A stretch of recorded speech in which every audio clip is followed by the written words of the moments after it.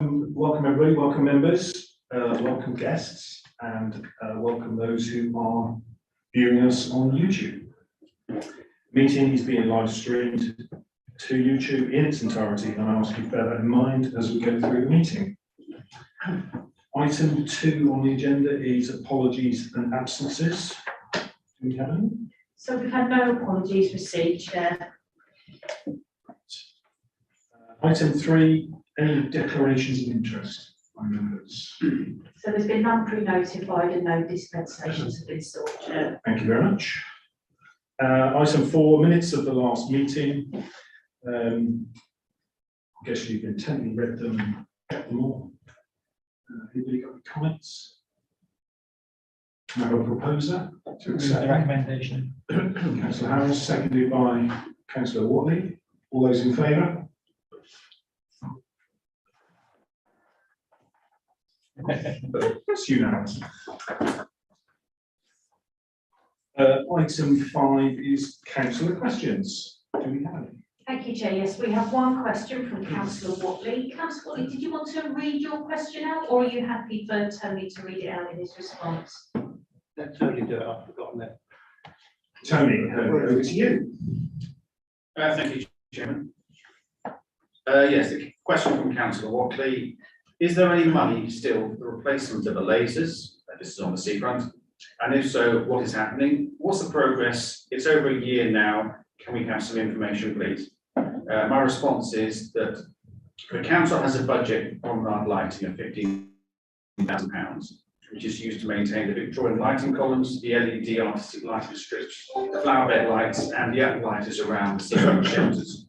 Maintenance demands of all this lighting infrastructure is significant.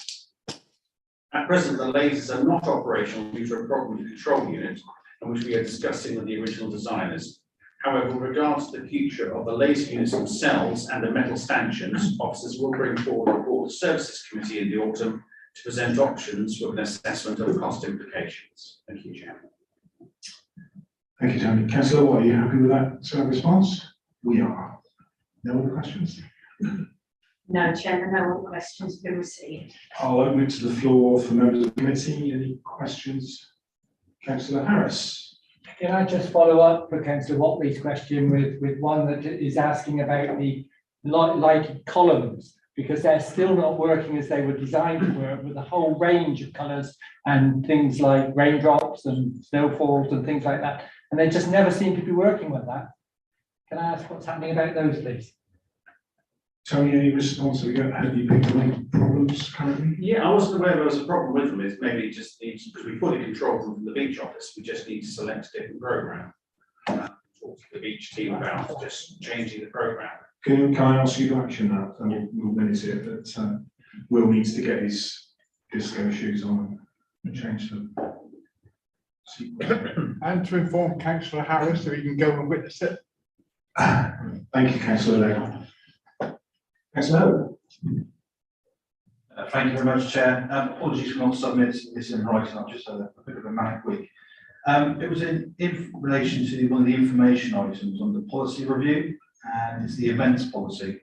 And I just want to check that it has had the minor updates to remove the fees and charges from that policy appendix, and to add to the council's overview of fees and charges, so there was no longer any conflict between the two documents.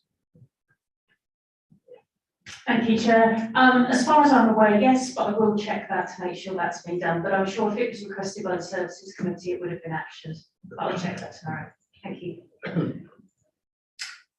Councillor, is that because we're going to bring together the fees and charges and do that on a yearly review? Because that wasn't part of the policy. Yes, and it was also when we were looking at the fees and charges of fairground, there was some conflict between what was in the appendix of the events policy for hire of land. Yes. And that was being proposed under the fees and charges. So it was to consolidate all in one place, there was no conflict. Brilliant, thank you. Any other questions? Okay. Item 7 is grant applications. I'm sorry, item 6, public questions. Mr. Farmer up here. No public questions. Item 7, grant applications. We have 4 completed and 1 in principle tonight, and we have some guests here. So, welcome, James, isn't it? Yeah. So we've met before. James from Charity Spark, and 2 gentlemen, don't your name, sorry, from the basketball club. Is that right? Welcome. Who's introducing this item? Okay. Does the town clerk to introduce the first grant application? Thank you, Chair. As Councillor Grace correctly said, you have 3 applications in front of you tonight and 1 in principal item. So the first one is from Weymouth Basketball Club. Weymouth Basketball Club provide basketballs for ages 9 and up, including adults, and they want to encourage more people to play and be involved. They're requesting some funding to supply a basketball kit for their teams, as they don't have enough kit for all the teams that they work with. The total project cost is £1,800 and the application amount is £1,500. Now, members, I won't take you through the application form as always. I know you will have taken the time to read this. When you have with this, you will have noticed that there is a proportionality element. From the policy you have agreed, you have asked that any allocation is reduced proportionally depending on the proportion of people benefiting from the proposed grant who are living in Weymouth as opposed to those who live outside of Weymouth. For this particular application, the number of players not within Weymouth was incredibly small. It would have reduced the allocation from 1,500 to 1,425, so a difference of £75.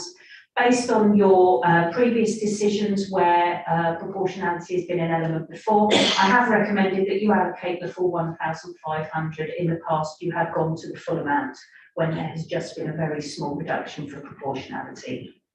I'm happy to respond to any questions. However, as Councillor Gray said, there are 2 representatives from the club in the room tonight. I'll take questions from councillors first, and then if you wish to say anything, you can do. Councillor Nicholson. Well, I'd like to propose that we have the full amount. I think it's better to £75.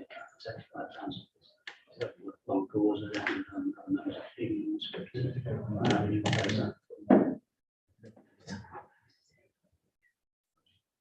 Thank you, Councillor Nicholson. Councillor Harris. I've just got a quick question for those from the basketball club to ask them how many players are actually involved. How many do you have, and what sort of age range? You say from 9-year-old. How many youngsters do you have in the club? As regard of teams that actually go and play in other areas, we have an under-12s, an under-14s. We'll have an under-16s this year, an under-18s, and then we're hoping to have 3 adult teams. 1 will be for the over 35s. The reason I say that, we're hoping to, because the club is growing and growing and growing. We just can't keep up with demand. We've actually got waiting lists for our under 12s and 14s upwards, and we also run an under 10 side because we were requested to do so. That's now got a waiting list as well. Excellent. Thank you very much. Thank you. Thank you. Just a couple of observations, really. You know, they actually play or practice at Budmouth, which is technically in Chickerell, which is unfortunate. There we go. But I just wondered whether it would be feasible, as I think members will be minded to support this and watch the future of this club, whether within the kit we could have sponsored by Weymouth Town Council.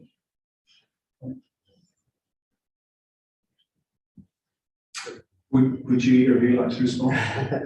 Yeah, I mean, the kit is basically, we have to have certain numbers and stuff written on it because that's the way the Basketball England we have to adhere to their rules.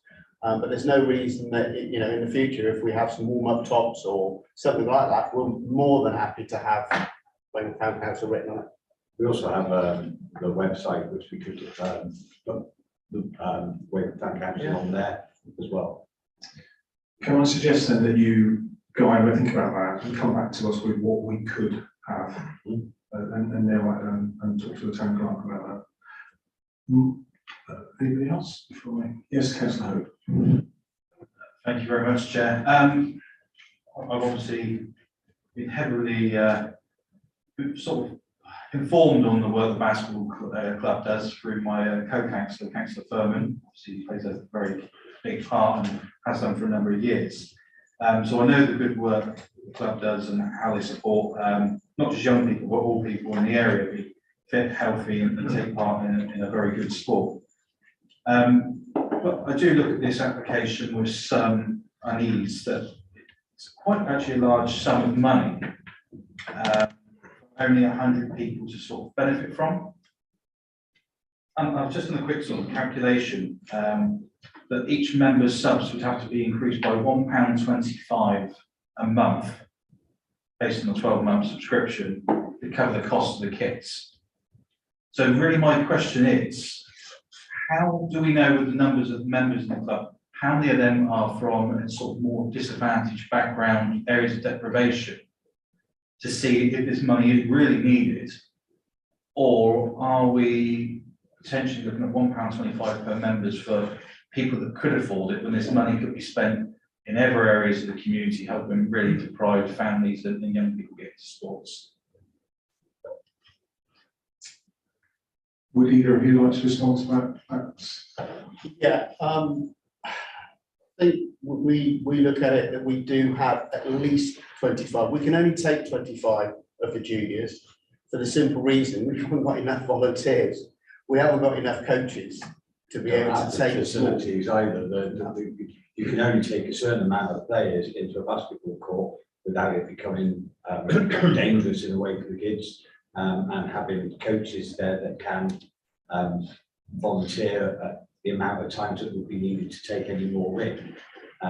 We have extended this year, we've extended our time in the hall by, I think it's about an hour and a half with juniors. So I think Councillor Hope's question was more about the sort of social demographic of the kids, and do you have any? All members. All members, yeah. Yeah, we don't, obviously we'll take anybody. We have had a few come and mention costs, and we look at them as an individual case for the simple reason we can't right across the board say, right, we'll reduce our fees, because obviously we've got bills that we have to pay. So as regards of sort of like the question, we can't tell from what we do if there is families that need, you know, more help with their fees, etc., etc. We do try and keep our fees to a minimum, or any money that we do make goes straight back into the club. You know, a basketball nowadays, just for one basketball, could cost anywhere in the region of sort of £60–70. Not just one. You know, when you've got 25 kids that all want a ball, because that's the first thing that kids want to do is pick up a ball, our costs are quite heavy, and hence that's why, you know, we're asking for this money for the kit more than anything, so that we can go away and play in the area. But again, I can't really answer your question as regards of how many and who, because we don't ask that question. Okay, that answer. Okay. Before I go back to Councillor, Councillor Thurman. Thank you, Chair. So I'm here in my capacity, I moonlight as the chairman of the Dorset Basketball Association. So tonight I'm here to speak and support this application in that capacity. And I'm happy to cover some of what Councillor Hope asked as well. I would just give context around Weymouth Club, because these two chaps are too humble to do it. About 12 years ago, we had a club of 18 male members. Since then, there's been up to 3 men's teams, a ladies team, and now we've got up to 5 junior teams. Weymouth basketball has had a massive impact in this town. In terms of how it compares across the county, we go up against, as a town, the likes of Bournemouth and Poole. We are by no means a small fish in a medium-sized pond. We are a really good town for basketball. It's weird. You don't usually find clubs like this, and we are one of the bigger clubs in the southwest. In fact. So just pick up on Councillor Hope's point. Basketball is one of the most expensive sports you can play in terms of team sport. Okay, you need a horse if you're going to do equestrian, right? But a rugby pitch, the rugby club have pitches. The Marsh, if you want to play football, you can go there. If you want to go on netball, they have counted. I mean, we've seen the success that the outdoor league has for the ladies on, I think it's Tuesday nights. Basketball is just so expensive to play. And what Weymouth Basketball do, in my opinion, is they keep their fees as low as possible. Now, I appreciate the point, you know, raise it £1.30, but where does it stop? We're in a living crisis here in terms of what people are paying every day. The basketball club do an excellent job of keeping their fees as low as possible, so low income families can afford to play basketball. I mean, what's a junior subscription? Under 10 is £8. So it's £8 to play. That's £2 a session to have your child play in a basketball team. I mean, that is really good value. And I think what we could do here is, and there's an opportunity to do here, to sort of echo Councillor Nickinson's point, that this is a really good club that really gives pound for value to its community. And I'd really like to support, as chairman of the Basketball Association, that I urge you to give this this grant. I'd also probably say, if you can, it's within your gift, give some more. We've got a coaching conference coming up where we're going to have 3 coaches from Weymouth, and each of those coaches will cost £264 to qualify. That will come from Weymouth Basketball Club. That isn't even the kids. That's not the core. That's just to get a qualified coach. Is over £250. So instead of looking at it, bang for buck in terms of what we get, let's maybe turn it around and look at what they give in terms of their bang for buck. And if you're gifted to, have a debate on maybe giving a bit more and giving them some more coaches, so we don't have so many waiting lists for our kids and our players. But I'm passionate about basketball, as you can tell. So, but I'll be quiet. I wondered why you were setting up an over 35s team now. I am making my return perhaps. Over 45s. Anybody else would like to? Thank you. Anybody else would like to speak? Just got one thing from me, and it's picking up on a point previously made. It's a shame it's at Dartmouth, and I'd encourage you to go and talk to Redlands, because there are basketball courts at Redlands and it is in Weymouth, and they are desperate to get the community round. So I'd be happy to facilitate that. We can go and talk to Martin Kimberley, but I would be really proud to get Weymouth Basketball Club centred around Redlands. That is on the cards. It has been mentioned, and that is, we're hoping to have a chat with them, because what we want to do is move everything. Yes. We don't want to move a little bit, we want to move everything. And the reason we're at Dartmouth, because at the time it was the only sports hall we could get that we could accept all up. Yeah. Because we do train on a Saturday, Tuesday, Wednesday and Thursdays. It was the only sports centre that we could go to that could have everything. Well, Redlands is open for business now, so and the other thing I would say is the biggest thing for Active Dorset would be the national associations being involved. So now you've got the chairman of Dorset Basketball here, I suggest that we move in and pitch for whatever Saturday you need. So I'm going to go back to Councillor Nickinson's proposal, I think, for the full amount, and ask for a seconder for that. Councillor Legg as well. All those in favour of the full amount?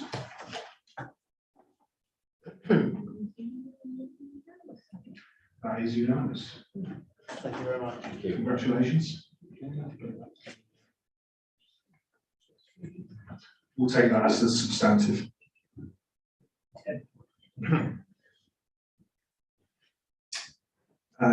You don't need to stay if you don't want to for the rest of the boring finance stuff, but congratulations. Thank you very much. Councillor Wally. These newfangled things. I wonder if we could consider what the chairman of Dorset Basketball Association said about helping their coaching. I know it's not in the current application, but is there a possibility we could consider that? If Not as the agenda is written. Not as the agenda is written. No. But it doesn't stop them coming back at some point in the future, not for the same thing. We probably wouldn't allow it within this year, but certainly next year. You know, if there's something around coaching or improving the lot, then we would consider that certainly. But not tonight because the agenda's been set. And we've already voted on the substantive, so it can't be an amendment. Would it be possible then to, subject to them being able to get post tax revenues, that on the back of that, there may be some associated costs around there, which we perhaps look at later this year in terms of additional grant? Obviously, it has to be submitted in the proper way and cost of it. So Chairman, in the past, when it's got towards the end of the financial year and the grants budget has been underspent, you have as a committee before been minded to consider additional applications from groups that have already been supported in the financial year. So I would recommend seeing how the grants are allocated this year, because as you all know, we are doing a big push to try and get the grants budget out to as many different groups across the area as possible, but we can certainly look at that later in the financial year. I'll leave it to Councillor Thurman to lobby on his part-time role in the future. But yes, congratulations, and you're welcome to leave if you want, or you can stay for the rest. Moving on, item B under the grant applications is the Spark one, and again, Town Clerk's going to introduce. Thank you, Chair. So the second application in front of you tonight, members, concerns the community centre, which is the base for the Spark group, which is Southfield Park and Recreation for Kids. So the application concerns a programme of work that is being undertaken at the community centre to increase the energy efficiency and green the building, as it were. So I understand that there's already been a new kitchen, new plumbing, which has been using energy efficient solutions to heat the water, and new heating in place to replace the old storage heaters. And storage heaters do tend to use an awful lot of energy.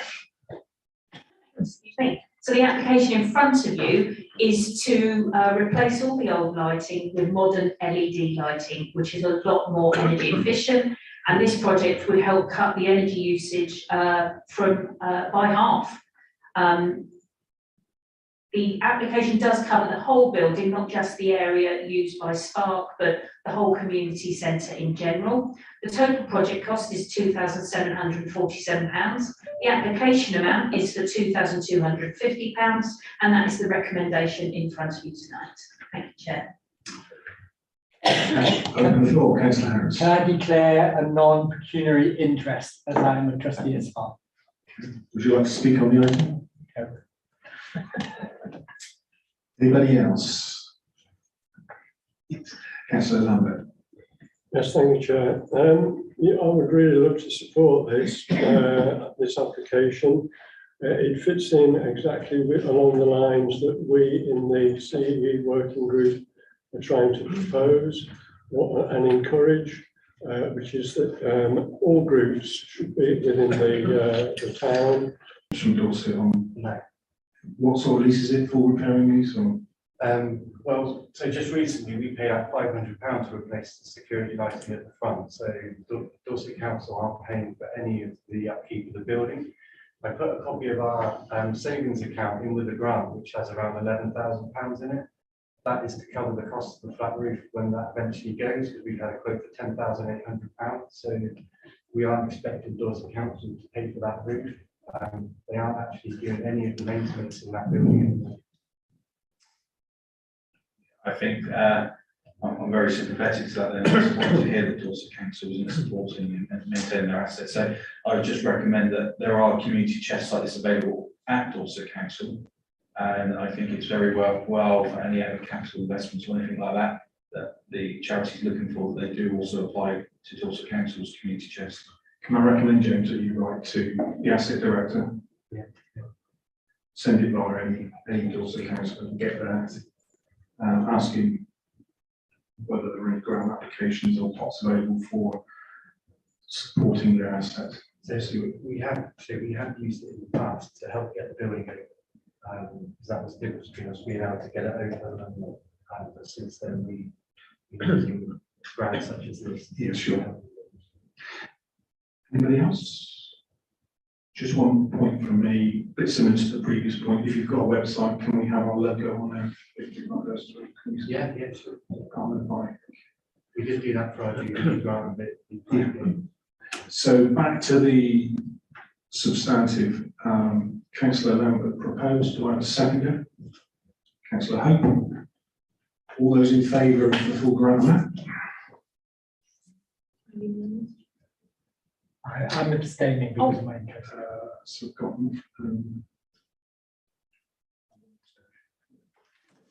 congratulations, James. Thank you very much. Again, you don't have to stay for the rest of the. Thank you very much.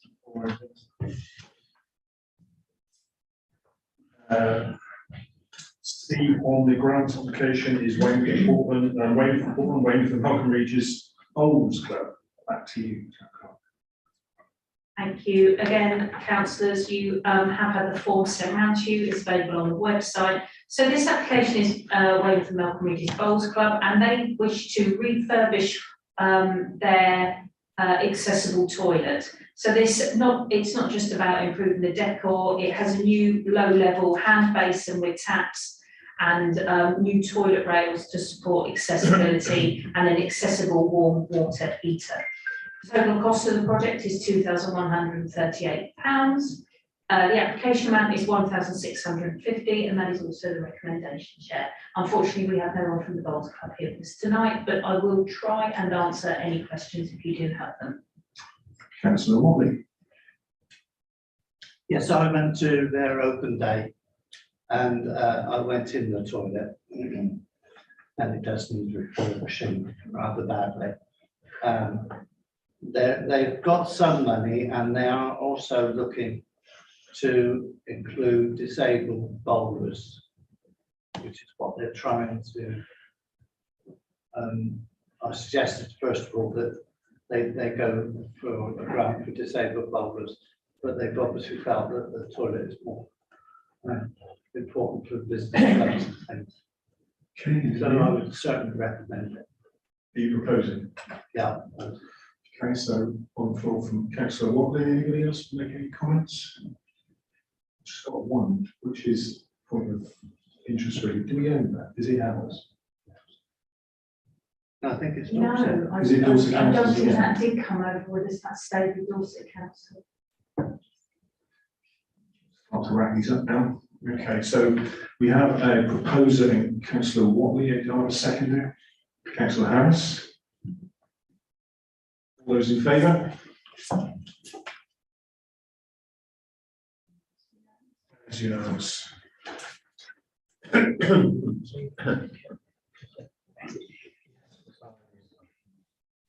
Okay, item D on the grant applications, and back to you. Thank you, Chair. The last formal application in front of you, councillors, is from Life Education Wessex and Thames Valley. They're an independent self-financing charity delivering health, emotional wellbeing and drug education programmes through local schools across Dorset, Somerset, Devon and Hampshire.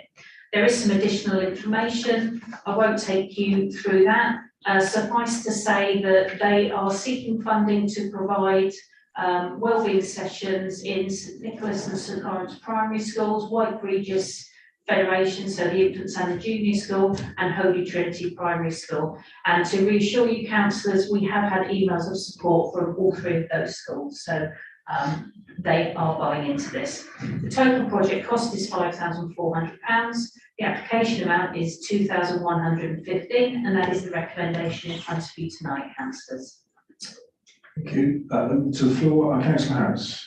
Thank you, Chairman. Can I ask whether we know how many other schools were offered this opportunity or how these three schools were actually chosen? Because it's obviously something any school would love to have. And I'm wondering how these three schools actually got chosen. I don't have that detail, sorry. Don't have that. Councillor Nicholson. Yes, thank you, Chair. I'm just slightly disappointed there isn't anybody here to give us more detail on this.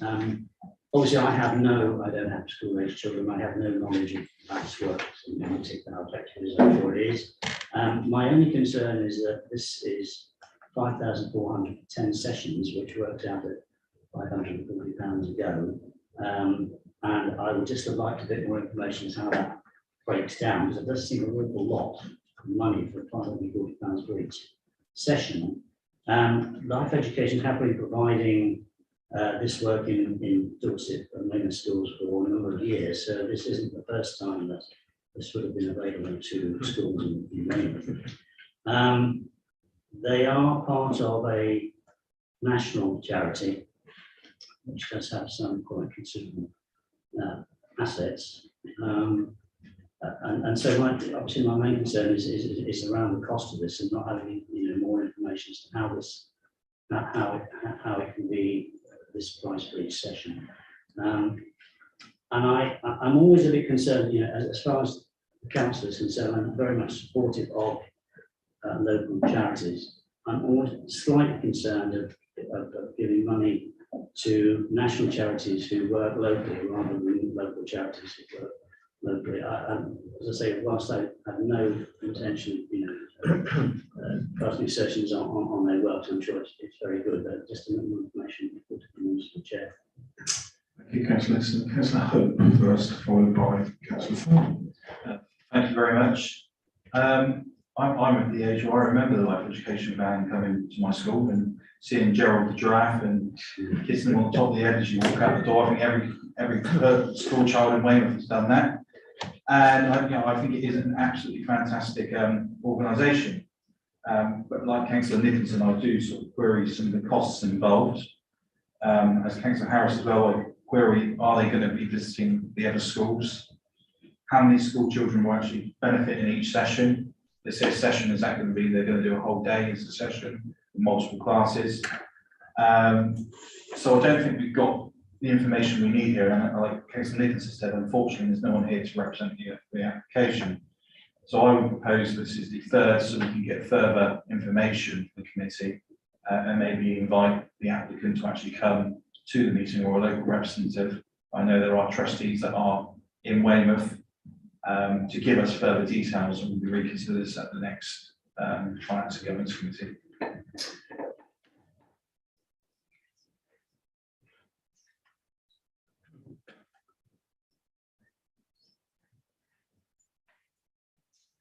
Yes, there is some information in the application. Is the main pattern with some information about the sessions. You just read it out. Sorry for the delay. Sorry, Chair, I can see that it's 1,064 pupils at the 3 schools. So a session, it must be a day at the school doing multiple year groups. Yes. Yeah. 2 days, 6 days, 2 days. Yeah, so we've got some of that information. It doesn't cover all the points that Councillor Nicholson raised. I'll come back to those in a minute. Councillor Thurman. Thank you, Chair.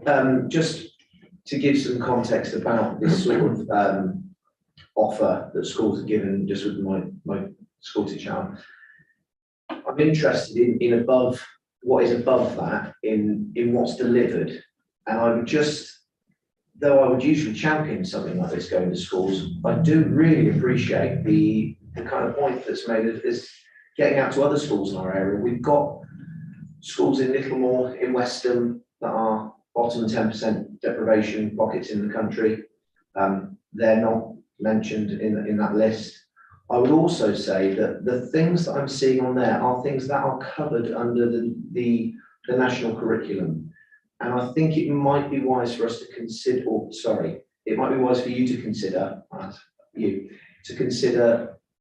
whether we should grant money towards what is an expectation of a school to deliver anyway. I'm trying to phrase that a little bit better, but I think I can see Councillor Nicholson's mind moving, and I think you know what I mean, don't you?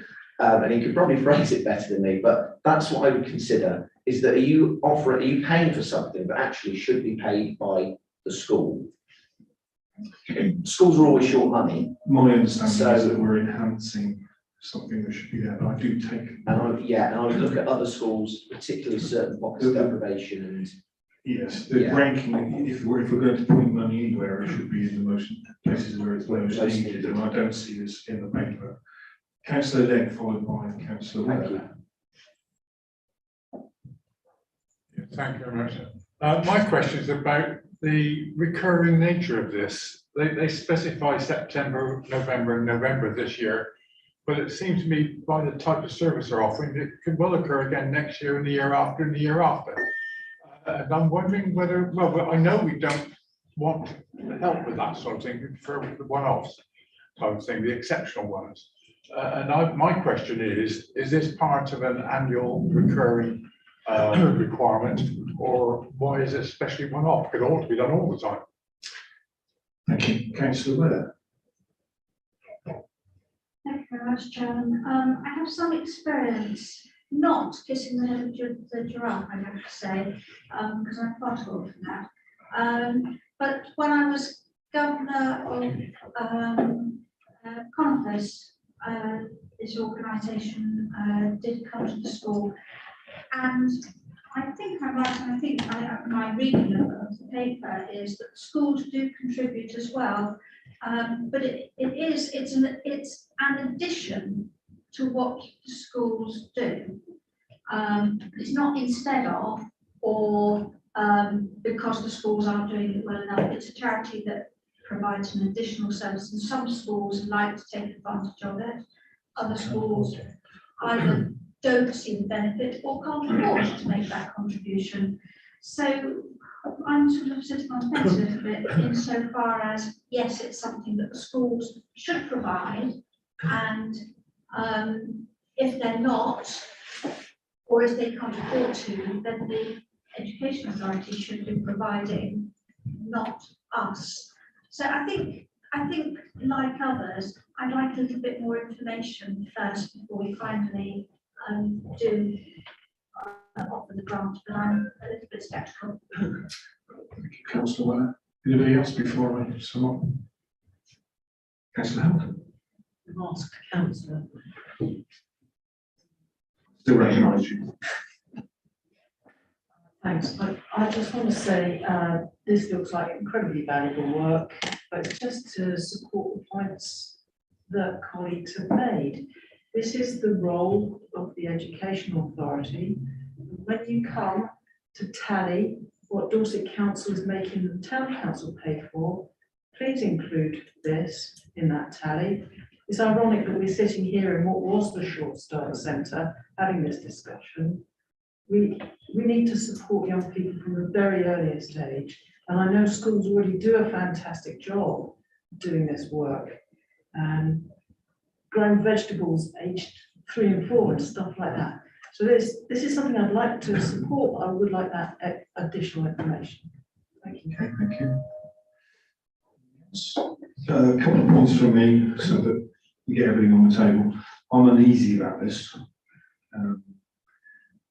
This application is, this charity that does this business that does this is owned by a group called Coram. Their turnover was £20 million last year. Just to give you some context. They made a net surplus. Now, that's not the reason we would turn it down, but I also got this thing in my head about DC is the statutory educational facilitator for Dorset. And whilst we want to support kids, the final point I'd make is we don't understand the ranking of why these 3 schools have been chosen, and I'd like to have seen some sort of indices of deprivation or need, rather than these are the 3 schools that put their hands up or shout the lads. And I don't understand the process they went through. So for that reason, I'm probably going to support Councillor Hope's deferral. So we've got, unless anybody else wants to speak, we've got. Yeah, can I just, when Councillor Hope is obviously somewhat younger than me and has been party to the times when I think the mobile unit came around, it would be nice to know from this organisation why all the schools in Weymouth couldn't be part of this in terms of if there was a mobile unit. And as you say, why are these 3 being sent out when perhaps there's potential for more schools Yeah. maybe to. Councillor. Looking at the application, I imagine the rest of the schools would be on the yearly cycle. One would presume they normally are, but these are probably ones that are going to be done in Q1 of the school year, I imagine, from September to December, the first term. But we need that information, need that clarification, and I think this is a good message as why applicants should come and support their application. Because the last two applications that attended, we had this information back. Okay, thank you, Councillor Nicholson. So I think we're going to go with this, a motion to defer, which was proposed by Councillor Hope, seconded by Councillor Watley herself first. All those in favour of, let's just be clear before we vote, all those in favour of deferring this and asking the organisation to do two things, which is provide more information about the choice of schools and how they decided, and also for them to come and talk to us about it. You happy with those two conditions? Any others? No? What the one I did, is this a special or is this an annual? Okay, yeah, we can add that. Is it a one-off or is it an ongoing? Because what we don't want to get into is a needs-based, you know, with every year, but Dorset Council should be providing some of this as well. It could also be a part of that, Dorset Council assistant. Yes, we It's can. all going in recommendation. I think the recommendation is to defer. When we contact them, we can ask those questions. That these are the questions that they will be asked. So, all in favour of deferral?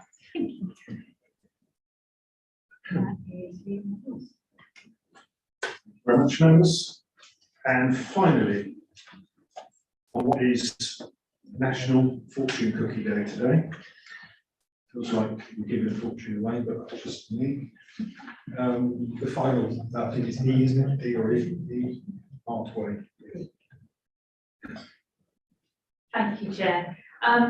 This is not coming to you as a formal application, so there is no associated form. This was raised by Councillor Luke Wakely, I think I'm right in saying, who asked if the committee would be minded to allocate an amount in principle to an art installation when the Tour of Britain cycle race comes through Weymouth. That's going to happen in September, and if you've watched this on TV, you'll know that a lot of the footage is provided by a helicopter, and there are lots of community art projects along the way in local fields and roadside. They do have a community land art project that goes on when the Tour of Britain is on, and it is proposed that we enter into initial discussions with Artway to facilitate some community art along the route that will be able to be seen by the helicopter cameras. So you're being asked to approve in principle £3,000, and the reason you're being asked to agree in principle at this stage is because obviously there are incredibly short timescales. The event is in September, and bringing a full application to the next Finance and Governance won't work in terms of timing. The recommendation is that the funding is agreed in principle and that the actual use of that funding is delegated to the Chair of Finance and Governance and the Town Clerk. Councillor Luke Wakeling is in the chamber with us, Chair, if there are any questions for myself on process or Councillor Wakeling on the project itself. Thank you. Opening to members, Councillor Hope. Thank you very much, Chair. I think this is where we're missing our community development worker, because I think our community development work would probably have had a budget to deliver something like this, which could have been done in the short timescale without having to come to a committee to do this. So I just want to get that in, but I think I support this. It's a great opportunity to do community engagement, provide activities for residents over the summer holidays in preparation for producing this artwork that will sort of showcase Weymouth during the Tour de France and its footage. Tour of Britain, or is it Tour of Britain? Sorry, Tour of Britain. Yeah, we are in Britain. So, Councillor Wakeling. Thank you, members. Yes, I keep confusing it because I'm watching the Tour de France during the day at the moment. Just to clarify, so I raised this with Artway just over a week ago, and they were quite interested, so we put it in asked it to be on the agenda tonight to delegate to the clerk to make a decision when the grant comes in. So far this week, we have talked to DJ Properties that own the fields north of Littlemore Road, which is going to be a main part of the route. And Mickey Jones has consented verbally to us using that area to display art. Artway themselves, they have one of their members, Ian Cox, who has previously done sand art on the beach, viewed aerially for the World War I memorial, and he did something on the parade ground at the Loathe Fort for the Jubilee. He's got a track record of producing aerial arts, and he's coordinating it. So as yet, we don't know exactly, with possibly it will be a unicycle or something in a field, so the helicopters can see it. But the details will be confirmed and took to the chair if you approve this item. It is up to £3,000, which is the maximum this committee can approve, but I suspect the actual amount will be somewhat less than that, but up to. The one thing I have sort of spoken to Artway about in the last 24 hours, in the small print on our grants, each organisation can have one grant per year. Artway already had a plan for later in the year for Arts Week to put a grant in. So the question for members is, they are quite anxious, obviously. That is one of their core events they want to work towards. And this is a little bonus surprise, which will only happen once this year. So the question is, if you are minded to support it, will you also be minded to consider a second application from Artway, given the extraordinary nature of this one, which is, I think it's nearly 30 years since the Tour of Britain has passed through Dorset, and possibly 30 years till it happens again. So this is a one-off, quite extraordinary opportunity, but Artway would like the option, at your discretion, obviously, to apply a second time, but that is up to you members. We might not be in Dorset in 30 years' time. Councillor Lambert. Councillor. Thank you, Chair. I'm a great supporter of cycling for reasons which I'm sure you're all aware of. I'm also a great supporter of the arts, in the sense of it can encourage people to look at things in different ways. I will be really pleased to look at this in a different way and get my helicopter out and fill it with fossil fuels and go off and have a look at it from above, because that's the design factor. I don't want to see art that local people cannot see. I want to see art where people move around in the town or whatever, which is why I supported the art murals. I do not think this is a good idea. We've got to ask the question, why are we doing it? We're doing it to promote Weymouth. It's not our job to promote Weymouth. I don't want to go against Weymouth. It's not actually our job to do that. At least I don't think so. I think our job is much more about relating to the immediate community. I'm absolutely opposed to this. Thank you. Thank you, Councillor. I've lost it. Councillor Weller, followed by Councillor Nicholson. Thanks very much. Well, I support this, but what I would like us to be doing, rather than thinking of a single person creating an art installation seen from above or below, I'm not really too worried about that, except that it does need to be seen by above because it's going across the country, and I do think it's our job to support the town and the economy of the town, because that's truly, truly important. I'd like to see us engaging with our schools, our communities, and then being all as many people. Followed by Councillor Furman. I'm going to go back to the woodland bit. Very briefly, I agree that when the town council should be commissioning this, that it shouldn't be a grant application. I really appreciate many of the comments tonight. I'm going to suggest that we commission a junk orchestra, and that when they're all standing, playing from recycled materials, the shape from above will simply say, "On your bike." That's what I'm saying. Thank you. Thank you. Councillor Hamilton, designer, wannabe. Councillor, I'm going to go to Councillor Furman before I let the ward member have a. Just to point on to speak on Councillor Weller's point in terms of involving schools, you've got 3 schools that are within kind of eye shot of that particular area, so it would be probably a really good space. I can't think of a better space really in terms of a central point. You're talking about the land a little more opposite the road, yes. Yeah, you've got Bingham Valley, Westfield, St Andrews, and then you could involve Way Valley as well. But you've got 3 good schools there. That again, we've talked tonight about pocket deprivation in the area. This is a really good thing that those areas could do with and be involved in. Okay. Yes. Councillor Dickinson, as the ward member, I'm not for a little more. No, you're just president. You're the closest. I'd just like to know, does this application meet policy? Does it meet the grants policy? Yeah. And secondly, is there enough time? Because Luke brought up that he wants to do this, and all of a sudden it's escalated and escalated. Okay. Have they got enough time to organise it? Because we're all 20th of July, it's happening in September. So that I asked that I'll question. answer the question about policy. Luke, did you want to come back before I sum up? I can't completely answer the question, and that's why this is in principle. It's not a full application. Obviously, if they decide they are unable to deliver it, they won't put the grant in. The usual rules that if it does not materialise, the grant will be returned, apply. It's the 10th of September, so we're just under 2 months. Yes, it's a tight timescale, but I hope it's achievable. But yeah, it's under the understanding if there is no art, there is no budget, there is no grant. Do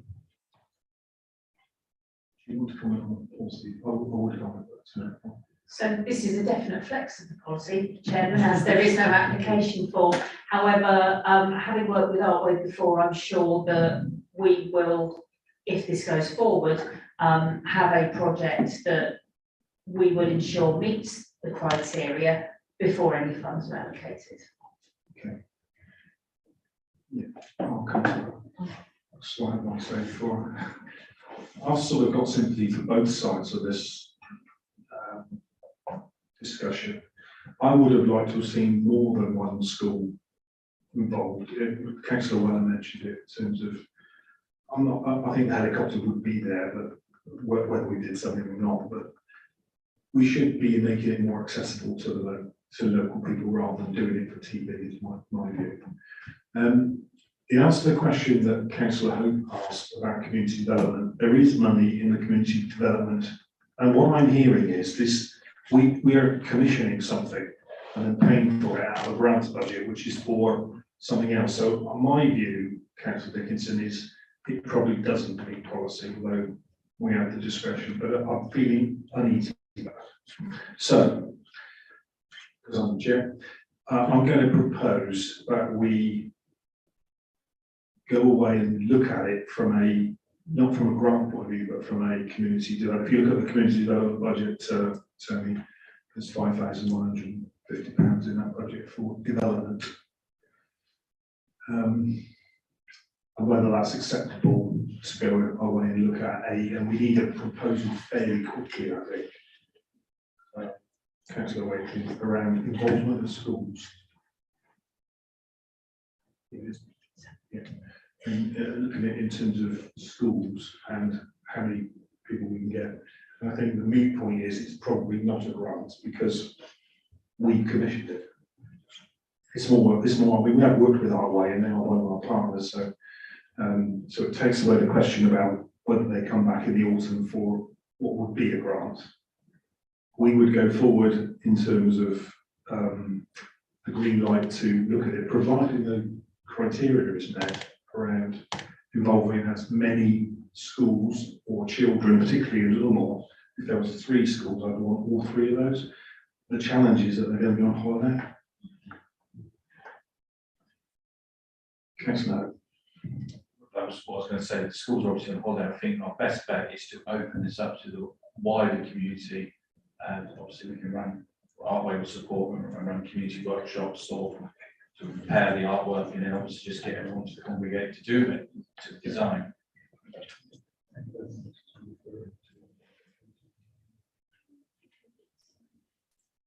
Councillor Thank you.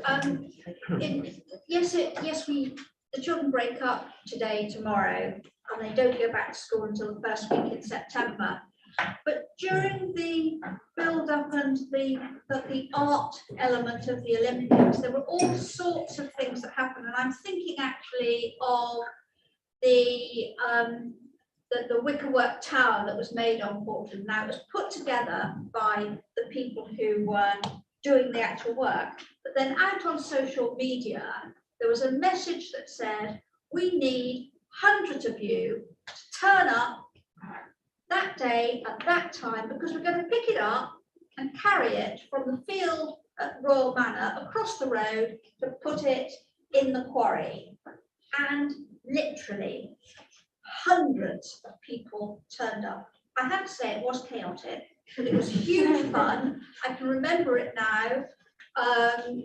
And we carried this thing, which was enormous, across the road and did it. So I don't think we need to worry about the organisation. If you can get the design and everybody wearing a red berry or a yellow berry or placard or whatever it is, they'll turn up and you pass them the colour at the time and somebody will organise it. So I don't think we need to worry about that. We just need to decide whether we're going to do it or not. Tony, as the budget holder, are you comfortable with what you've heard if we defer this from the grants application process? Yes, indeed, yeah. So what I'm going to propose, we don't need to vote because it's not a grant from the chair, unless anybody's got any strong objections to not take this as a grant, so therefore we don't need to vote. But Councillor Wakeling, those criteria around local involvement, schools, and still within that, so it moves to a commissioning issue, which Tony's quite, as a budget holder, is quite want to make the decision. Anybody? Can I just ask, Chair, who then is going to make the final decision on this? Where is that decision going to be taken and what will be discussed? Well, at the moment, it sits with Tony and the community development people who are events as well, I suppose you could call it an event. So those it's an operational decision effectively. Would you like it to? Well, I'm going to so. Tony. I was going to say, we still have a community development of the champion, which is Councillor Taylor.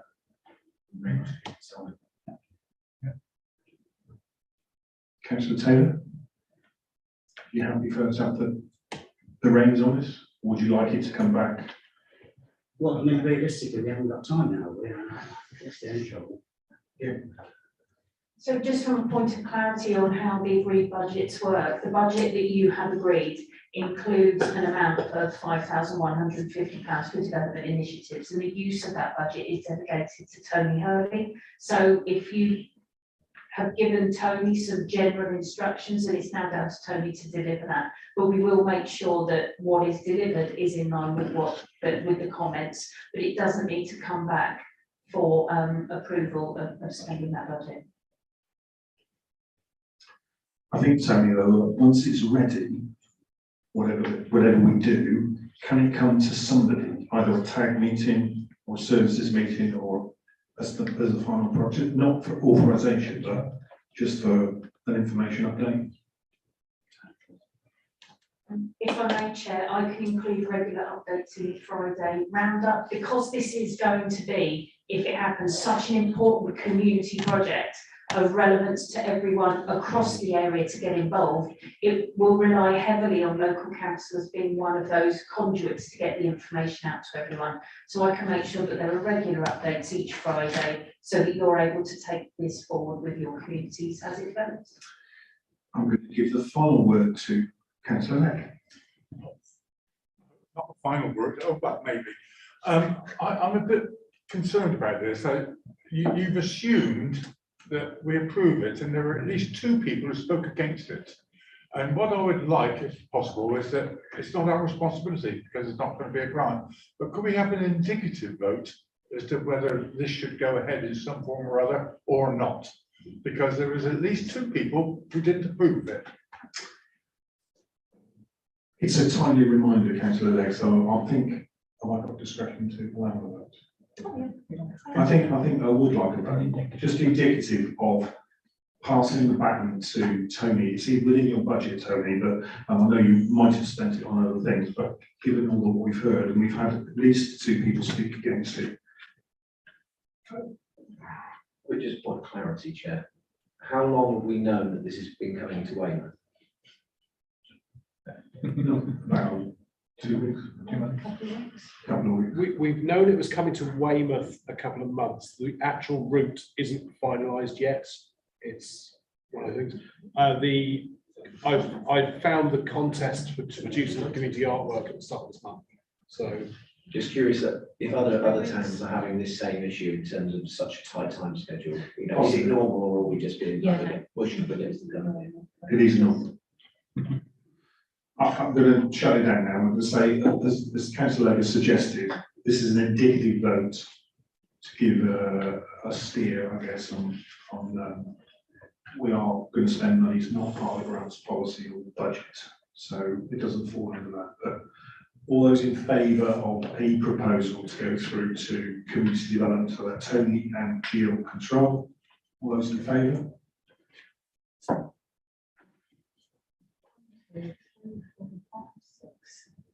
7, 4. All those against? 3 against. I'll give it to the staff. 1 abstention, which would have been 3 against? No. just 1 abstention. I'm abstaining. I 2. do indicative 2. votes. Then that's 12. Next we'll be telling Taro, asking them yellow or pink flowers, you have to ask us to spend their budget. We might. If somebody objects, we might. Like both. Anyway, moving on, so we've got to get on. Item 8 is Q1 finance update, and Ian is here to introduce. Sorry, Chair, just back on item 7, if I can. I was just wondering, has there been any applications for the smaller grant amounts since the last meeting? There's no notes on here. I know it's delegated authority, but There have, and I apologise that they've not been included on the agenda. What I'll do is I'll get something sent out by the end of this week detailing those. From memory, there have been 2. Yes, you sent me 2, so yes, we'll in future we will include those on the agenda. it's not just for public record requests, that they're on the next agenda, is that? Yes. Yeah, no problem. Agreed. Item 8, Ian. Thank you, Chair. Just as a point of order before I start, I think you referred to finance as boring earlier, Chair. So I just, everybody knows how exciting it actually is. So I find it exciting. So the report which you have before you relates to the first quarter of the 2022-23 financial year. As members of this committee will appreciate, the first quarter's figures and predictions does come with a slight caveat that we are trying to predict projected outcomes for the end of the financial year when we've only just finished the first quarter. So it does come with a caveat that things may change in the next 9 months. Obviously, but officers have tried to bring into this report as much of the information that is known now. And I'd just like to thank the officers, actually, Chair, if I may, for the work which they've put in, because it is a very quick turnaround to get this report out, seeing as the end of the quarter one was only a matter of weeks ago. So I'd just like to say thank you to the officers for the work that they've put in. Just as an overview, Chair, you'll see from the report that the predicted underspend for the year is around £81,000. What that does do, though, it includes the inflation contingency of 28,000 because we haven't drawn any of that down as yet. I'll just come on to some of the reasons in a minute, but for obvious reasons around the pay award, we will be drawing on that, I would imagine, as we go through the year when information on pay awards is more certain and known.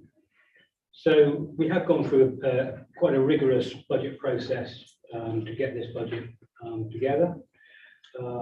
So I think the tone throughout this year is going to be slightly different from previous years, where I think the funds and the projected underspend were probably higher than we're predicting for this current financial year because of COVID and things weren't happening.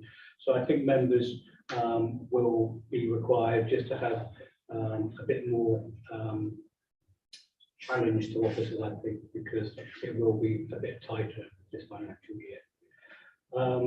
Just to mention the inflation contingency, Chair, we budgeted for 2% pay award. I think members will be aware that it is likely to be higher than that. We have, when setting the budget, been prudent in so much as we have put aside an amount for the inflation pay award contingency. I would just warn members, Chair, that it is likely to be higher than that amount, but we have got an amount in reserves actually which will cover any additional amount above and beyond what we've got. So we have got funds which will cover those costs, but I would just buy the warning shot, Chair, if I may, that that funding is only one-off. When we go forward to the next budget process, we will be asking members to make those decisions of how we build any inflation increases into future budgets. The other thing just to mention, just bring the members' attention, which I think there should be a greater emphasis on this financial year, is just around the income, just to ensure that the income projections have some sort of clarity behind them, because I believe that the income streams are going to become increasingly important as we go through this financial year, to ensure that we continue to have a balanced budget. Thank you. I'd just like to say a couple of things before the floor. This is quarter 13 of this council, and this is the first quarter that's measuring against a -5% cut in what you voted for, on top of a 9% increase in inflation. So costs are 14% more than we had a year ago, and yet we're still coming in there or thereabouts, given the things that we've still got to add in. So well done to everybody.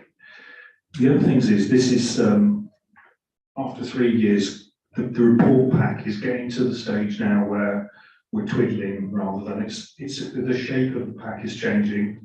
We've worked really hard, Ian's teams worked really hard to give you the laser information that you need to be able to, because it's, let's face it, it's a lot of information, and we're not all accountants.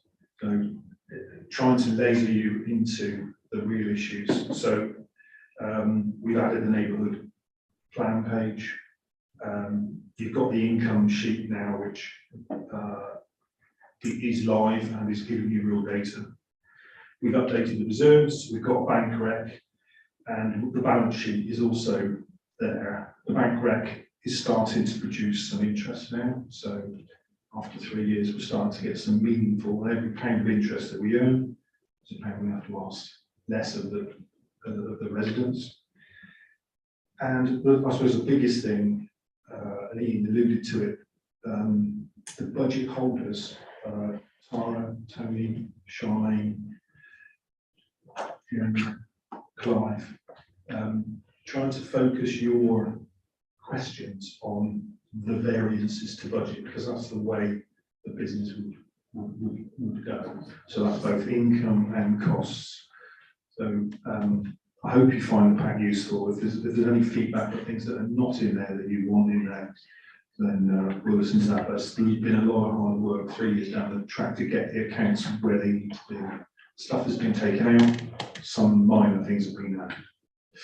Okay, so Councillor Nicholson first. First of all, Chair, can I request that we minute our thanks to Ian and his team for the very great work that goes on with this internet complicated. The other thing under this heading is the question of the sundry debtors. Now, I know we're going to be talking about this in the confidential session, so I'm not going to mention any names under this. However, for the public record, we are owed a considerable sum of money which has been outstanding for a long time. I am unhappy that where there are debts of this magnitude and for this length of time, people owing this are able to hide behind a confidential report. And I'm unhappy about this because I think in future, if we're going to get into a situation where the public are subsidising people like this to such an extent, then it needs to be in the public domain as to who these people are. I'm not happy for this confidentiality. Clearly, for debts that are commercial length of time, then it can be confidential. But in circumstances where we're facing now, I think this needs to be in the public domain. I will say no more about it because really this is coming up in the future under a confidential session. But I'm very concerned about this, Chair.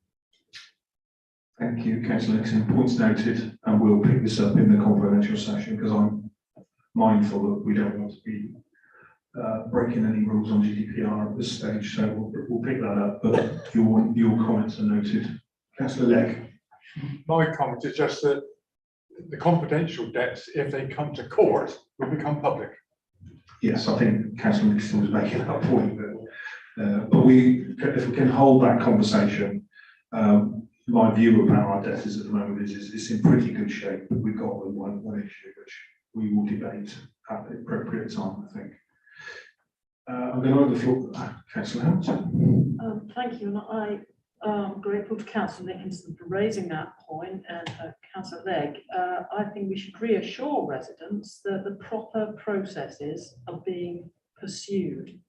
Our residents may not be able to hear the session that we hold in confidence, but we have processes for pursuing these.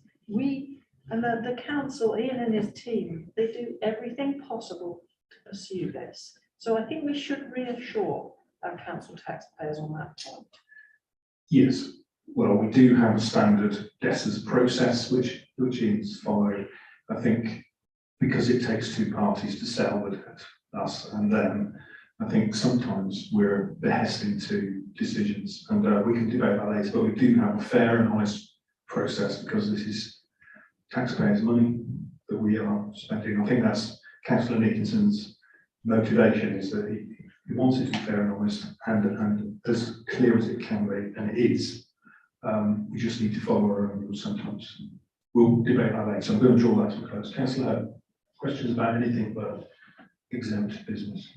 This one's not exempt, and it's one that I brought up in the last quarter. It didn't seem that long ago. But vandalism still seems to be a code in each of the budgets that's not overly used compared to the fact the amount of vandalism I know goes on. And I've used the example of the Marshall Motor Patch, and myself and Councillor Furman are always badgering Tara around vandalism.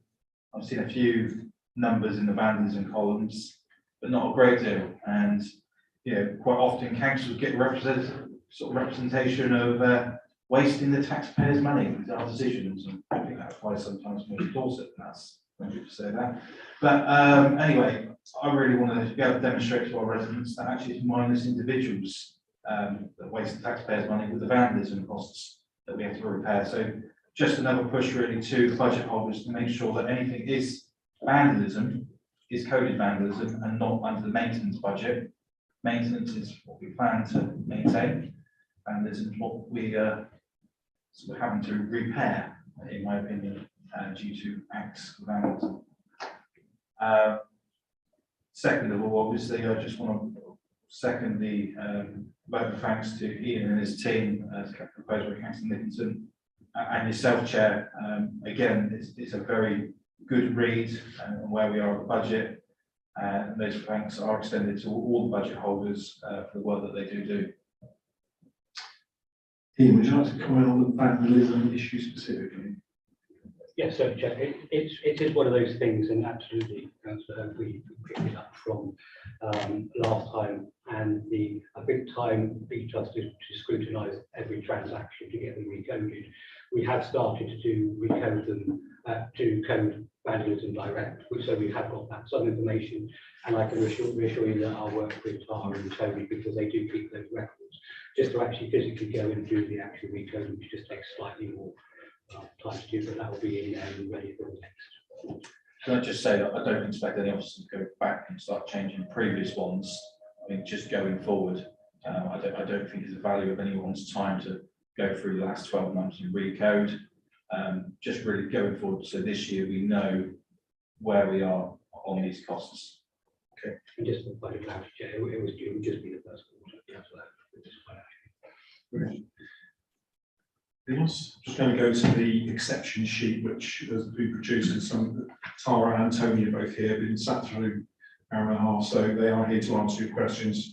I've got a couple myself, but anybody, if you find this useful, it's supposed to focus your mind on some of those variances.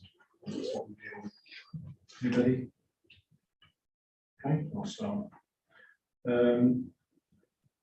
I think, Tara, for you, there's 3 on there. I think the salary one is fairly standard, you know, I mean, we deal with people, so.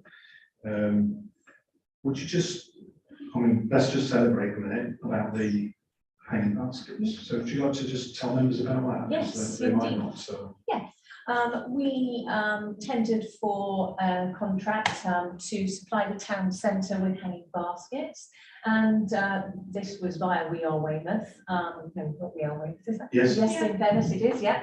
And we secured a contract, and so we now look after, we basically got 250 hanging baskets out in our town centre that we're maintaining. All the plants were grown on at our nursery. They look lovely. I know that in previous years We Are Weymouth have had complaints about their hanging baskets, but they've actually advised me that they've had absolutely none this year, so that's really reassuring. On top of that, we've also got planters on the cargo stage that we're looking after on their behalf. We've got both are all planted up, one's on the cargo stage, and then there are 3 on Lakeside Walk. And the town is looking really rather pretty with a lot of floral displays. And yesterday, just as a side to that, we had Britain in Bloom judging, and those hanging baskets and the planters all make points, and hopefully we will secure a really good pass rate with Britain in Bloom again this year. So yes, and as a consequence of that, we've spent a lot more money because we've had to buy in hanging baskets, but at year end we will actually have obviously made a lot more money, so that's really good as well. I assume we can all plants, yes, we have right, yeah, we make. Yeah, we seeds and plants, and we grow them on in our nursery. Yeah. And the only other one was the, yeah, so sales and materials, so one balances out the other, so well done. We got any news on the Britain in Bloom thing? We won't know until October, so Okay. the judging happened yesterday, and then in October we will find out the results, so we've just got to keep our fingers crossed that it went as successfully as it did last year when we got gold. Councillor Hamilton, I saw your hand up. Thank you. Yeah, congratulations. That's fantastic. That is fantastic. I do have a question. What I don't know which section of the debate it belongs in, about the Queen's Green canopy. I know we did plant 1 tree. Is there any opportunity to plant further trees? Yes, we are. We're planting a number of trees this coming autumn. We've applied to the Woodland Trust. We're also looking at other funding opportunities for trees. And last winter, we planted 100 trees at Lupins Road. And then we're going to plant, I believe, about 100 more. And we're calling it the Queen's, not quite come up with a title at the moment, but it's basically the Queen's canopy. So, you know, it's in memory of the Platinum Jubilee. And yeah. Okay. Anybody else? Okay, I've got a couple more questions. Tony, I've just got a couple of questions under resort management. The income and the loss of the caravan, and I know we've replaced that partly with street food. Have we got any numbers yet on how much we've raised? No, I haven't got accurate figures yet. We're working on us at the moment. We've got a lot of bookings, so over this month and the coming month. Can I ask then, as a community point, that we have a half-year post-summer update on, we know what that pitch was worth when they had a caravan on it. I'd like to measure that against what we sold, and can get Jake to do some sort of work on that for us.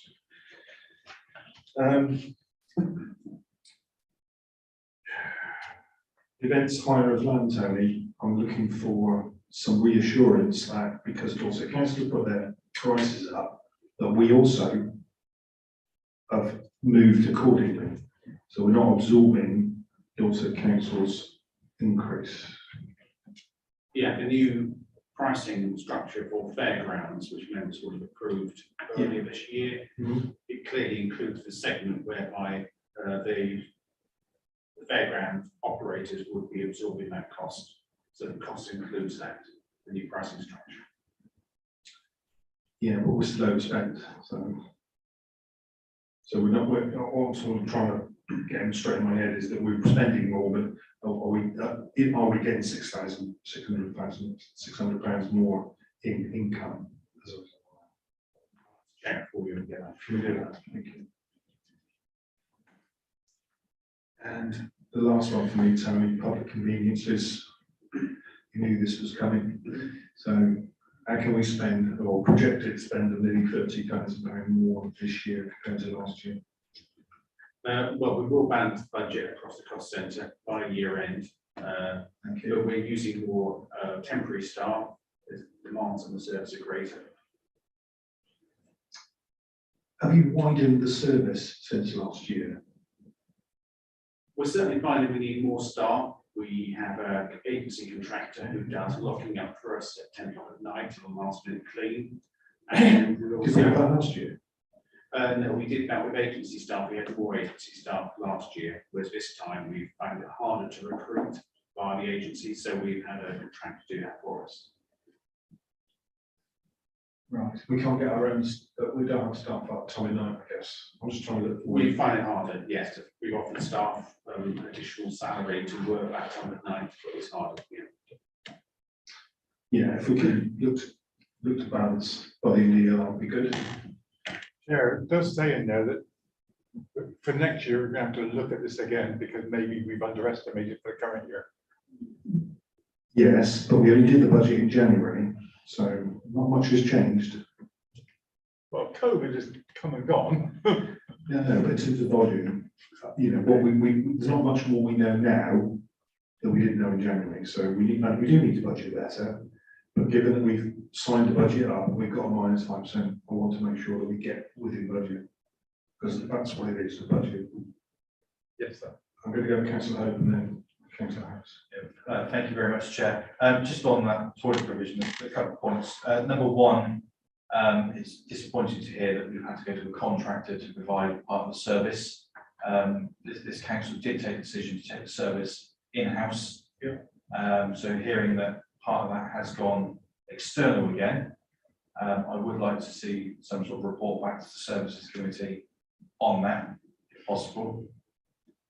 Second of all, I think toilet provision has been long on the lips of a possible service charge. I think every other town I go to, and we go to quite a few, especially this time of year with the camper van, charge to use their toilets. And I think we had a prime opportunity, the previous council did, once they spent a lot of money before handing over to town council, investing in there, we should look at service charges. And I think as long as they're maintained well and cleaned well, which they are, I receive very little comments these days or complaints around the state of the toilets. But we should seriously be looking at charging to cover the costs on the budget. Because the majority of the people that use these public conveniences aren't our ratepayers, they're our visitors.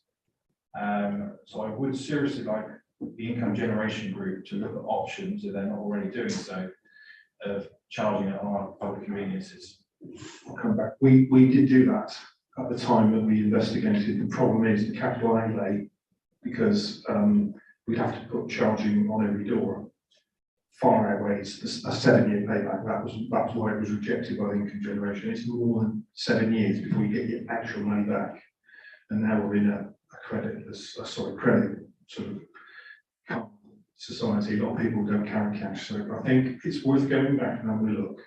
And it probably should come to services, I would, rather than income generation, because we won't make any money out of it. It'll literally be the cost of the units that go on the doors. There was I think it might be Councillor Legg who suggested at some point that we funnel the people through some sort of turnstile. Somebody mentioned it. That was suggested. It was, yes, and we looked at that as well, and the cost of doing that, so you pay to go through the turnstile and then to the toilets, was horrendous. So it's not an income generation issue, but I think we're probably worth it. I'm going to go to Councillor Willett and then Councillor Nicholson. Thank you. Following on from what you were saying on public conveniences, I think that we missed the boat on that because retrofitting now is just too expensive. You know, when they've got individual doors, turnstiles don't work, and we are where we are on that now. But like Councillor Hope, I'm concerned that we are contracting out when we brought the contract back in-house. And we did know in January that staffing was going to be a problem. So perhaps we should have been more robust in our estimates then. So I'd like to think that we'll bear that very much in mind. That, you know, the problem of staffing isn't going away anytime soon. So we do need to allow for that. I'm a little bit concerned. I wonder, why are we so overspent on deck chairs? I'll go to Tony, but it's an underspend on income rather than an overspend on deck chairs. Okay. Tony, would you like to comment? It's a lack of revenue. It's a lack. Well, I think Yeah. that's what I meant. So, you know, the weather hasn't been that bad. At present, we're expecting not to hit our target of 90,000, but we're working on it every day, and we work hard to try and sell deck chairs and to invest in more sunbeds, which are generally becoming more popular than deck chairs. So we're trying to put in a real estimate of what we want to achieve. But we're charging very much less in Weymouth than Poole or Bournemouth charge for their deck chairs and sun lounges and so on, I think, aren't we? We are. Councillor Thurman and I are working on a proposal to come to services around electronic payments. Yeah, and I think, you know, as you just said just a couple of minutes ago, people don't carry cash anymore. Yes. Certainly not when they go to Sam's. I think what Tony's alluding to, if I may, Tony, is you know, there's a fixed base cost for what we do on the beach, sunshine or not, and you know the deficit relies on income, and we did have a bumpy year last year. So whether the trend is for less deck chairs, maybe, and we look to other ways, parasols and sunbeds, things like that. That's all coming. That's all being worked on. But I'm pleased that that's happening because there are so many opportunities there that people are not taking Yes. advantage of. Yeah. Thank you. But might be worth Tony coming back at the half year and you know what sort of summer we had, because the weather's been phenomenal the last week or so. I've lost my yes, Councillor Harris. Thank you. I'd like to go back to the public conveniences because I don't understand how it can be said that you can cover the overspend just like that. Well, we have budgets across the whole cost centre. We're coming in underspent on rent, and we can use that budget to try and balance the budget for the cost centre. Yes, £29,000 overspend, £10,000 underspend doesn't balance. There will be other underspends and other budgets within the cost centre. So why aren't they there now then? Because they might not be underspent currently after the first quarter, but they might be underspent after. Dubious. I think that's one that we'll be watching, Tony, in terms of managing your cost code. I think half year we need to take a deep dive into that, because a lot of your money will come in the summer period, particularly Wills, all the Wills and the events and the beach will all come in. So it is very much income driven rather than cost driven, because it's fixed most of our costs. Okay. Town Clerk, would you like to come back on the staffing issue? Thank you.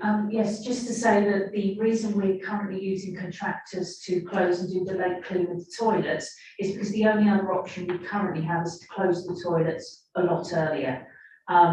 We don't want to do that. We know we want to provide these facilities for visitors and people locally who need them, but it would be good, Tony, I think if we could take a report to the next services committee and get a steer on that.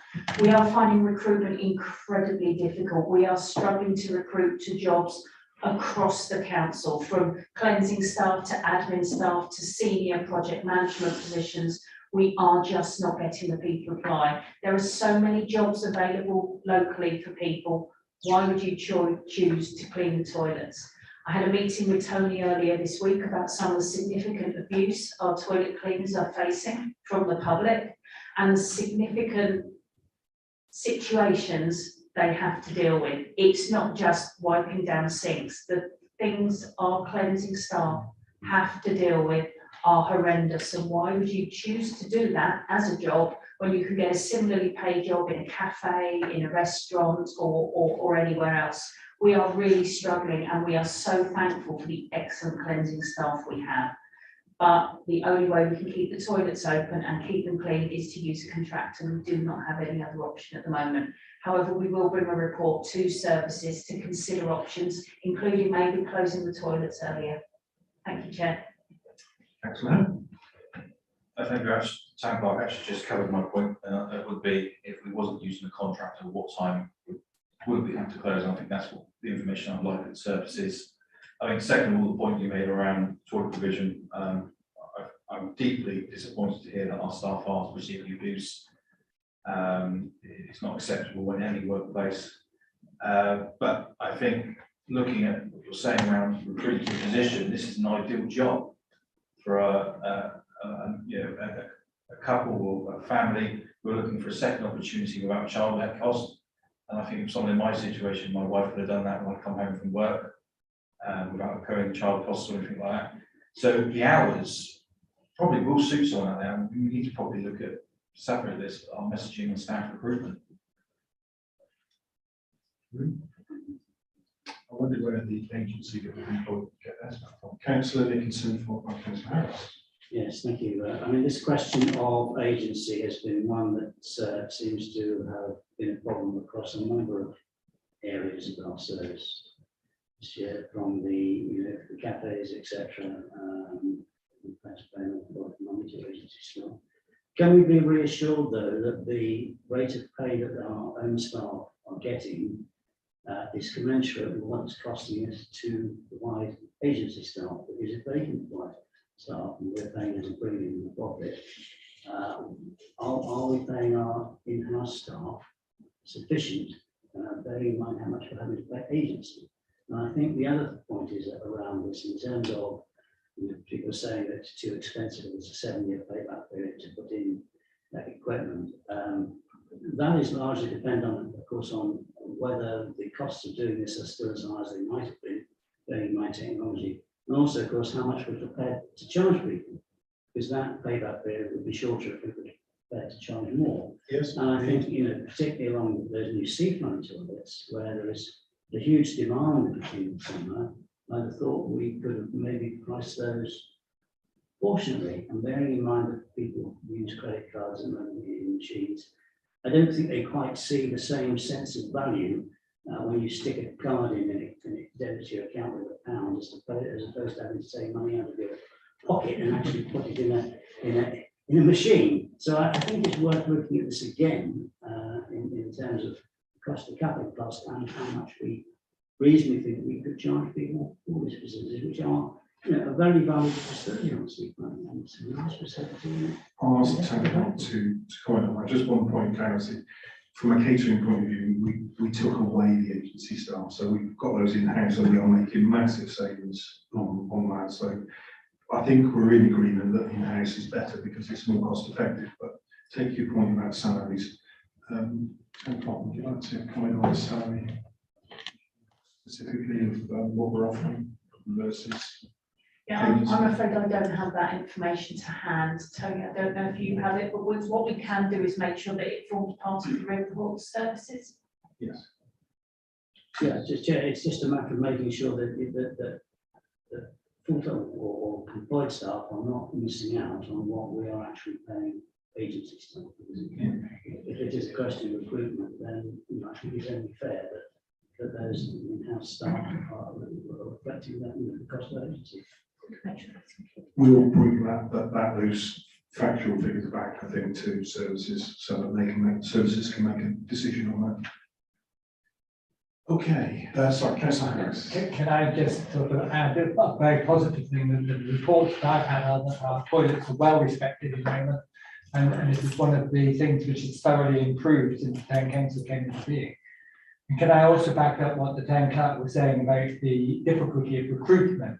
We were at a neighbourhood plan meeting earlier this week, and Mickey Jones says it's impossible to get any staff of any skill in Weymouth. It is full. Everybody who wants a job has got a job. And it is very, very difficult to get a member of staff to work for you at whatever level.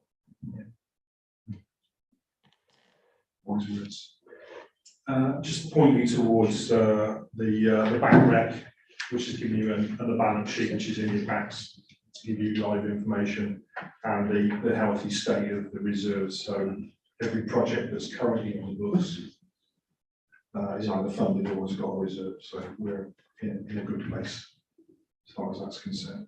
Do I have any other questions on the Q1 numbers? These numbers, if you approve them, will be going to full council in the format that they're in. So if I don't have any more, the Councillor Hamilton. A very quick question. I don't believe it's already been asked about the CSAS officers. So Paul didn't do it, so we're not doing it. Has that any impact on the service? Thank you, Chair, if I may. We are currently funding the CSAS officers, and the agreement that members came to was that we will put in an additional £5,000 if Portland Town Council put in £5,000. I understand that funding hasn't been forthcoming, so the additional £5,000 has not been committed. That remains in the budget. No impact on the deployment. The service is still being delivered here. Thank you. Are they going to Portland? My question. Yes, they are. Right. Okay. It's not upset. It's not upset our neighbours. It upsets me. Well, we're responsible for our bit. The recommendation in front of you is that councillors agree to recommend the Q1 finance report for the period ending 30th of June 2022, so first quarter year 4. Do I have a proposer? Councillor Dickinson, seconded by Councillor Harris. All those in favour?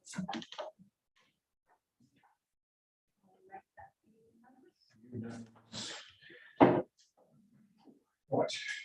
Item 9, appointment of internal auditors. Ian.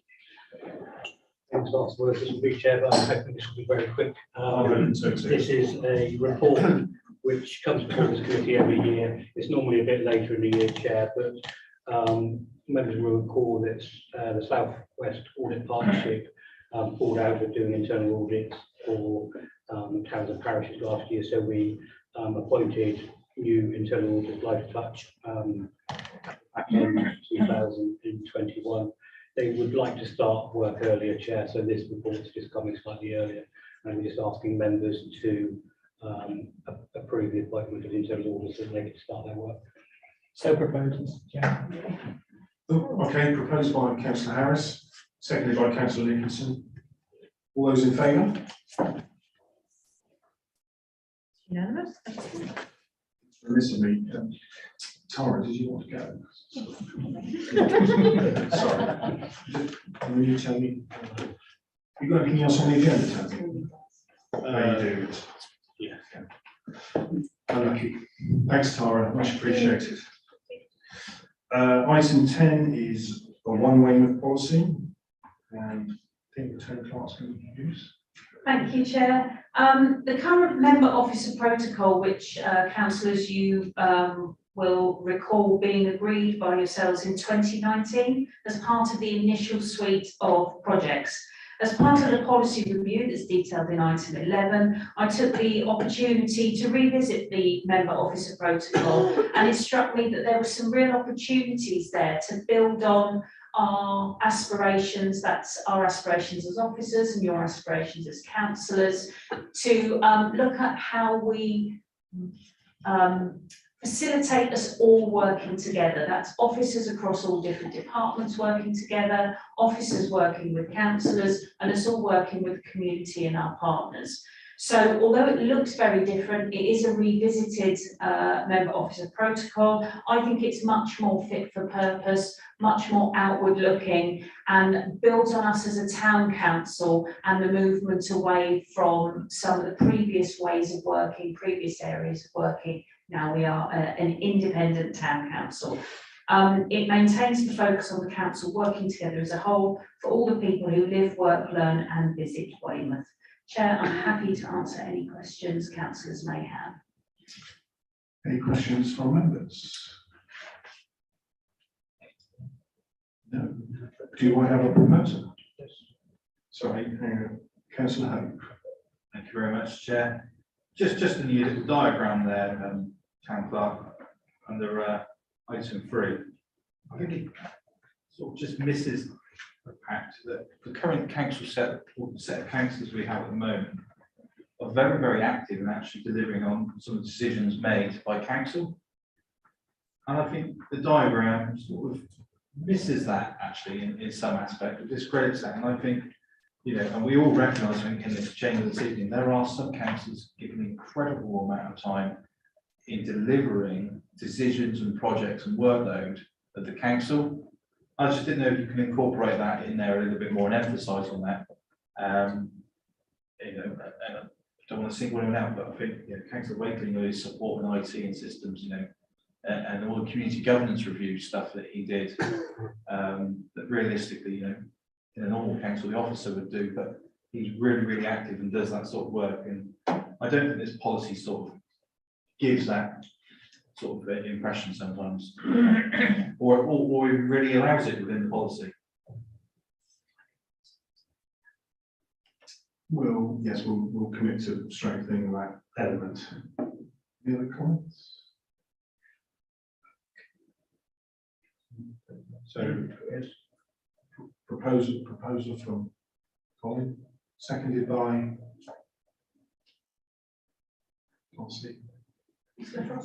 Councillor Frost. All those in favour? Item 3 will be revisited, will it? For Yes. a diagram. Yeah. It's a pictorial. Well, I know what it is. I've got it in front of me, yeah. And I will also look to strengthen it. Was that unanimous? It was, yeah. Okay, thank you. Item 11 is the volunteer policy. Back to you. Thank you, Chair. This policy grew out of some really good work coming out of the Radical Park and Gardens project. It was noted there that a volunteer policy was needed.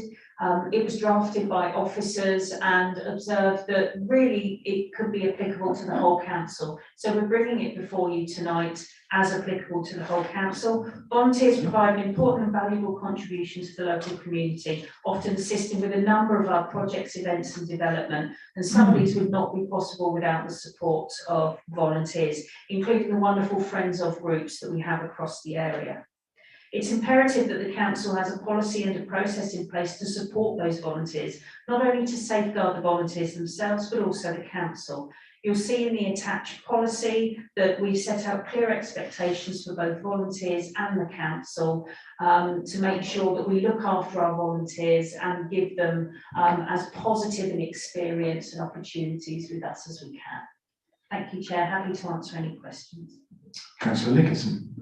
Yes, can I just be sure in terms of the status of volunteers, are they covered by the same liability insurance that contracted staff are? Because I believe they should be. Yes. Happy to confirm that they are. Councillor Hope. Thank you very much, Chair. I think the policy is very adequate for the current level of volunteering that the council operates. I think, you know, obviously I've expressed the desire for the council to take more of a role of coordinating volunteers in the area, especially since the loss of Weymouth community volunteers. And I think that as the council takes a step in that direction, this policy will need to be reviewed. But for now, I think it's adequate and I'm happy to propose. Thank you. Councillor Lampert. Yes, thank you, Chair. Town Clerk, if you could just move to the section entitled Insurance, please. There were some difficulties with volunteers at Tingledown. in the recent past, and I'm welcome that there is now a policy in place over that. One of those concerns that I certainly had was over volunteers being left unsupervised. And I did raise this, and it was dealt with at the time to a degree. I noticed that the information there says volunteers may only be left unsupervised where appropriate, and only if measures are in place to ensure the safety of both volunteers and the general public. That does not seem very clear to me, and I suspect there could be problems in the future. Where we've got people who are, I mean, we have had instances, for example, at Tumbledown, where volunteers have gone AWOL, and it necessitates, sorry, absent without leave, if I'm not being clear. It necessitates the person in charge going and looking for them, and therefore leaving the rest. And that does concern me about following on from Councillor Nicholson's point there, as to whether or not adequate insurance is available. Should there be any kind of incident if the supervisor, for whatever reason, is not present? And the reality is, for example, at Tumbledown, for sure, sometimes the supervisor will not be present, not because they're not doing their job properly, but because of the nature of the terrain and the jobs and people working in different areas. So I am concerned that that is, if you like, a loophole which could come back to bite us in the future. Would you like to propose an alternative wording, or would you like to see something stronger in there? Well, I don't know that I'm qualified to, put a wording in there, but I would like officers to consider this and see, given their experience in these matters, whether or not this could be tightened up in any shape or form. Thank you, Chair. So the wording is that volunteers may only be left unsupervised where appropriate, and only if measures are in place to ensure the safety of both volunteers and the general public. That will be highlighted in each of the individual task risk assessments, which will deem what measures need to be put in place and whether it is suitable. If you're doing a high risk activity, obviously it wouldn't be suitable, but if you have a volunteer assisting at an event, handing out leaflets, that's obviously a lot lower risk, and so they might be able to be left unsupervised depending on their level of training, their level of skill, i.e. the appropriateness, and what measures are in place, i.e. a public area, other members of staff, other adults around. So it is, because this policy has to cover the entirety of volunteering within the council, it does need a level of flexibility and will be informed by risk assessment, event plans, etc. Thank you, Chair. Councillor Nicholson. Yes, thank you. Following on from Councillor Lambert's point, can I just ask him, for instance, where there are volunteers who turn up at Tumbledown, is there a register kept of who there is there at the beginning of the day or whenever they start, and who's there when they leave? Because it's quite possible that people just drift away, or we don't know who's there at the end of the day. So is there some sort of formal recognition of who is on site? And there isn't. Yes, as far as I'm aware. I think things have changed with the arrival of the new site manager, and things have been tightened up there. So I'm hopeful that that is the case. I haven't been running volunteer sessions myself, so I can't fully answer that question, Councillor Nicholson. So yes, is my, similar to Councillor Lambert, I signed in and signed out when I've been there. So and is that more or less the case in every volunteering sector? I mean, we do have volunteers on various projects and things, but is that the case generally, that we do know who is on site as a volunteer? And it comes back to the question of liability, isn't it? Do we know, for whom we are against as well at any one time? My understanding is yes, I would expect that as a minimum and would be extremely concerned if that wasn't happening. So I anticipate that it is, our activities are fully risk assessed and volunteers are included in that risk assessment. Thank you, Chair. So, Councillor Harris. Thank you, Chairman. I'm still, as Councillor Lambert has said, a little bit concerned about this insurance policy. One of the issues has always been raised with the friends groups. If they don't have a member of the council staff with them, are they covered by insurance? And the answer's always been no, unless they've got a member of the.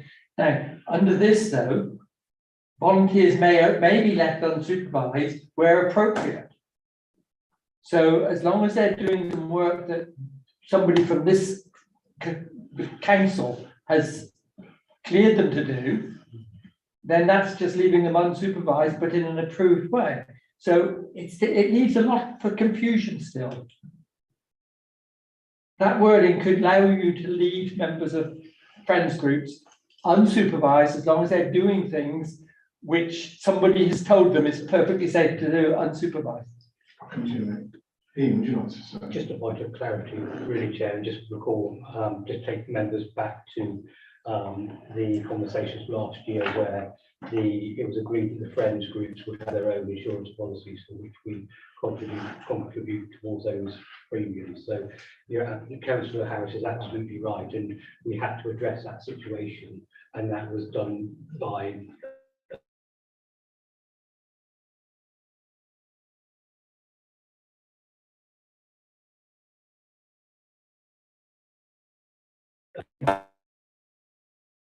or do they contribute? So the insurance premiums are paid in this entirety by this council, and the policy was to be reviewed at the end of this term of office.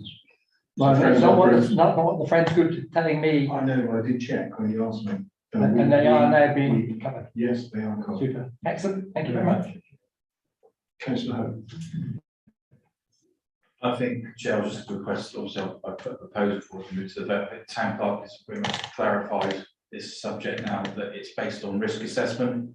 And as Councillor Harris said, when we organise our Western Community Group Friends of the Marsh, to pick on the Marsh, there is an officer present in the van. I think does a safety briefing. He then does not supervise every person out litter picking. We don't have 30 volunteers with 30 members of staff. They go off on their own, but there is obviously someone to report to if needs be. So I think I'm as a proposer happy that it's risk-based assessed by any organisation, whether that be Charlie getting in volunteers to set up sports events or support marshalling, to our Parks Department doing litter picks and planting and tumble down. It's risk-based, and this is what this policy supports. So I've got a proposal in Councillor Hope, seconded by Councillor Huckle. All those in favour, recommended full council. That is unanimous. Thank you, Matt. Thank you, members. We move into item 12, which is information items only. But we'll allow questions on this if anybody's got any. They are all detailed there, but they remain active. I did see, just by the way, the transfer of the railway heritage interpretation funds. I saw one of them today. They're quite big, aren't they? A little bit already seen it. It's quite a big thing. Well, I was thinking about a lot of cost if it gets that. I mean, they are massive.